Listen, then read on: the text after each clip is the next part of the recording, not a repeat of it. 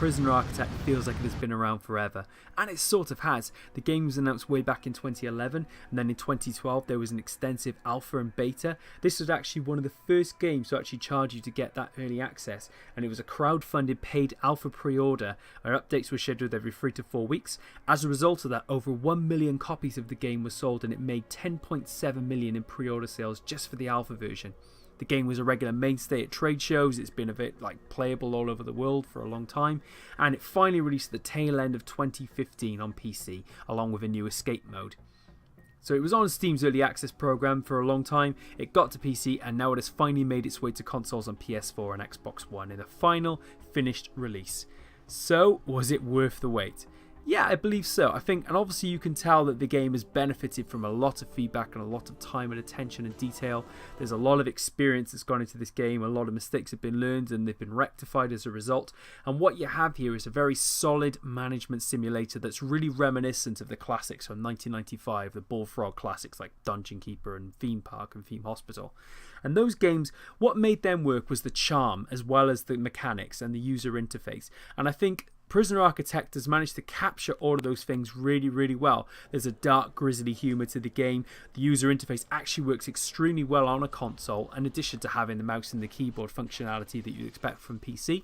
And also, the game just looks good, and it's really, there's enough to keep you going. And and there's a lot to kind of.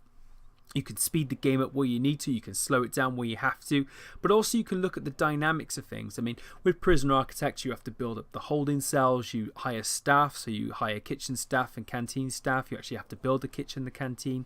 You have to keep the morale up of your prisoners in addition to disciplining them where you need to. You can build an electric chair for executions. You can do all kinds of things. You can even designate where the garbage is going to be disposed. Prisoner Architect has really kind of thought of every single eventuality that you would hope and want from a prisoner simulator, and it just is really fun to play.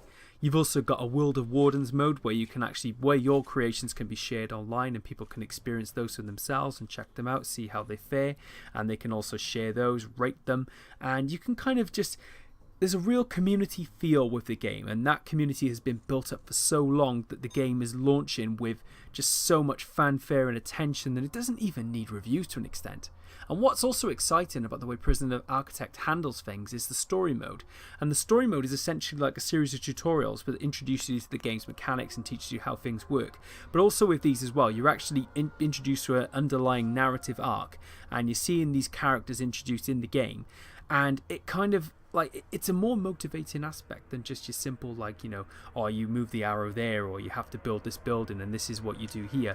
There's actually a purpose to it all, and you understand it more, and I think it also sinks in better than perhaps when you just give us sort of a wall of text and you're told to do this, that and the other. Then you'll just forget it as soon as you actually set off to do your own things. And that's something that I think Prisoner Architect has done extremely well, that a lot of games have failed to sort of capture or even imagine it working. So the game itself is developed by British development studio and Introversion Software. It's now sold over 2 million copies, so it's done extremely well for itself, which is actually almost uncharacteristic for a game of this type. These games don't tend to do very well. They tend to get overlooked with the sort of big shooters, and they tend to get passed by when all those other things on the market. But Prisoner Architect has really kind of stood on its own, and I think a lot of that, as I said before, is to do with the humour, it's to do with the style of play, the user interface, and just how things work. And the game just does work really, really well. There's a real sort of sense of innovation to it, but there's also a sense of familiarity to it.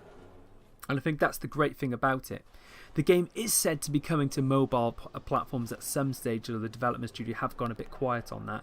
But all in all, I would seriously recommend a look at this. If you've never played the Bullfrog games, or if you've enjoyed those, or even if you just fancy something a bit different, Prisoner Architect is a fantastic game that's well worth your attention, and I think you're going to love it. Thanks for watching. Don't forget to watch and like, comment and subscribe. See you next time.